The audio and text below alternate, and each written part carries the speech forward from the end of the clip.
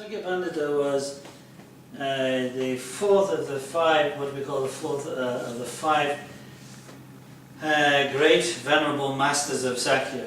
He was born in 1182 and died in the 1250s, and he was enormously important. Of course, enormously important for our tradition, for Sakya, but also enormously important for Buddhism in Tibet. In terms of our tradition, he was the grandson of Sakya Pandita, the first of the five great masters, and disciple of his uncle Jesamdra Pajalsan.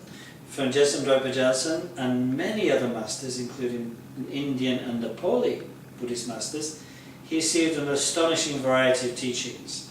Of course, he received the core Vajrayana teachings of our tradition and helped to preserve them, such as the Lamdre and Vajrayogini and Vajrakalaya and so on.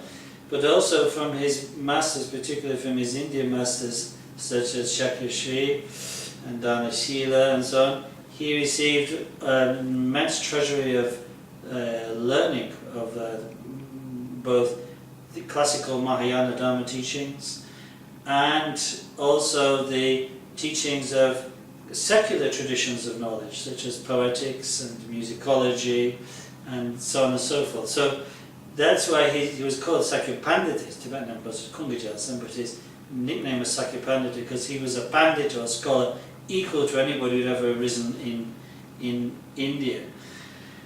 And with this immense learning and this immense meditative realization that he had through his Vajrayana practice, Sakya Pandita developed a kind of unerring Dharma eye for what is the correct teaching in accord with the teachings of Lord Buddha and the great masters, and what is incorrect. And this was very important because at that time in Tibet, just like now in the West, there are many people espousing the Dharma, some from good reasons, some from not so good reasons, but there's a great deal of ignorance and confusion. The very kind of richness of the different strands of Buddhism that have come from India created in some way a kind of space for many confusions to arise, and charlatans to appear and captivate people by apparently simplified versions of the teaching. And Sakya Pandita, as Kamata Rinpoche put it to me, he didn't only benefit Sakya, he benefited all traditions, because he, like with the sword of Manjushi's wisdom, he clearly discriminated between authentic Dharma, which would truly benefit beings and lead them to develop the sublime qualities of wisdom and compassion, and inauthentic, bogus versions of the Dharma, which, while superficially attractive, would lead people into great confusion and destroy Buddhism in Tibet. And Rinpoche made the important point.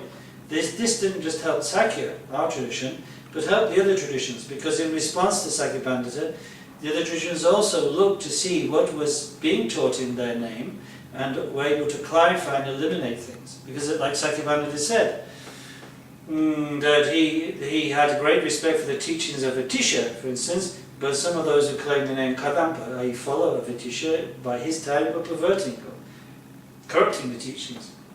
Similarly, he said he had great faith in the Marpa and Milarepa, but some of those who claim the name Kajapa, following Marpa and Milarepa, were actually also distorting the teachings.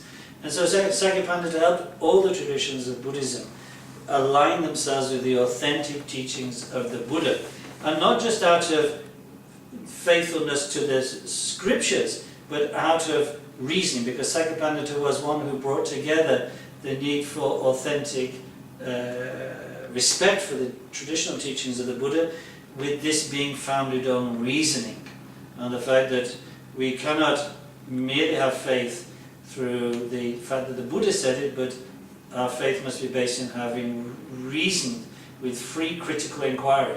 And that's why Sakya Pandita made such a stress on introducing the pramana system, the system that had been pioneered in India by Dhammakriti and Dignaga, where we validate the Buddha's teachings through direct experience and through inferential reasoning. We do not rely upon faith in revelation or sacred scripture, but only on the authentic means of valid cognition. Sakya Pandita introduced this system to Tibet.